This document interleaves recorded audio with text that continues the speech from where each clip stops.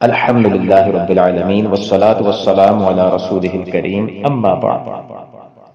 جیسا کہ ہم جانتے ہیں کہ ماہ ذو الحجہ کے ابتدائی 10 دن بہت زیادہ اہمیت کے حامل ہیں کہ ان میں ثواب کو بہت زیادہ بڑھا دیا جاتا ہے، اور ان دنوں کی اللہ کے ہاں خاص طور پر بہت زیادہ پذیرائی ہے، جن کے بارے میں باقاعدہ ایک تفسیر کے مطابق قرآن مجید میں بھی ان 10 دنوں کا 10 راتوں کا جو ہے وہ تذکرہ موجود ہے۔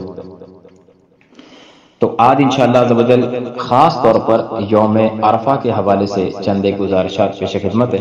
جیسا کہ ان 10 دنوں کے حوالے سے یہ روایت موجود ہے کہ نبی کریم علیہ السلام نے ارشاد فرمایا، ذو الحجہ کے 10 دنوں سے زیادہ کسی اور دن عبادت کرنا اللہ تعالیٰ کو زیادہ پسند نہیں۔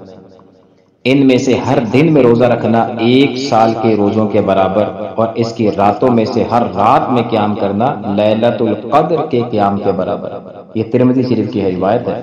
اب یوم عرفہ جو بہت زیادہ اہمیت کا حامل ہے، یوم عرفہ سے مراد آپ پہلے یہ سمجھ لیں کہ 9 ذی الحجہ کا دن ہے۔ ہر ملک میں جب 9 ذی الحجہ ہوگی تو یہ فضیلت اس دن کے ساتھ خاص ہے۔ ایسا نہیں ہے کہ حاجی جب حج کر رہے ہیں تو وہاں پر جو 9 تاریخ ہوگی اس کے حساب سے ہر ملک میں اپنے اپنے اس دن کو جو ہے وہ فضیلت باعث فضیلت سمجھا جائے گا، ایسا نہیں ہے، بلکہ ہر ملک میں جس ملک میں جب 9 ذی الحجہ ہوگی اس دن اس فضیلت کے حوالے سے جو ہے وہ کلام ہوگا۔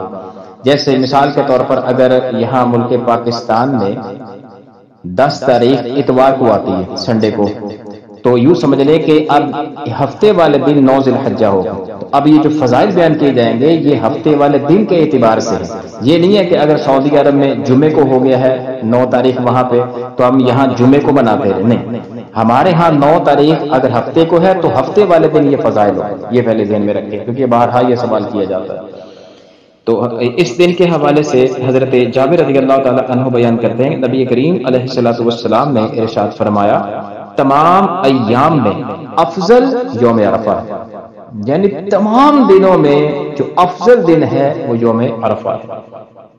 اسی طرح حضرت عائشہ رضی اللہ تعالی عنہا بیان کرتی ہیں، نبی کریم علیہ السلام نے فرمایا، اللہ تعالیٰ کسی دن دوزخ سے اتنے بندوں کو آزاد نہیں فرماتا جتنے یوم عرفہ کو کرتا ہے۔ اللہ تعالیٰ قریب ہوتا ہے اور ان کی وجہ سے فرشتوں کے سامنے فخر فرماتا ہے، اللہ اکبر ہو کبیرہ۔ اور اسی طرح ایک حدیث پاک یہ بھی ہے، حضرت طلحہ بن عبید اللہ رضی اللہ تعالی عنہ بیان کرتے ہیں کہ رسول اللہ صلی اللہ علیہ وسلم نے فرمایا، یوم عرفہ سے زیادہ کسی اور دن شیطان کو اس قدر غم اور غصہ میں نہیں دیکھا گیا ماں سوا یوم بدر کے۔ اس کی وجہ صرف یہ ہے کہ وہ دیکھتا ہے کہ اللہ تعالیٰ کی رحمت نازل ہو رہی ہے اور اللہ تعالیٰ گناہوں کو معاف فرما رہا ہے۔ تو یوم عرفہ جو ہے وہ بہت زیادہ اہمیت کا حامل ہے۔ اس دن کے روزے کے حوالے سے نبی کریم علیہ السلام ارشاد فرماتے ہیں، جس کا مفہوم یہ ہے کہ یوم عرفہ کا روزہ 1 سال گزرا ہوا اور 1 سال آنے والا ان کے گناہوں کا کفارہ ہو جاتا ہے، یعنی 2 سال کے گناہوں کا کفارہ جو ہے وہ یوم عرفہ ہو جاتا ہے۔ اس دن اگر روزہ رکھا جائے تو وہ کفارہ ہو جاتا ہے 2 سال کے گناہوں کا، گزرا ہوا سال اور آنے والا سال، اللہ اکبر ہو کبیرہ۔ تو یہ بہت زیادہ جو ہے وہ فضیلت والا ہے۔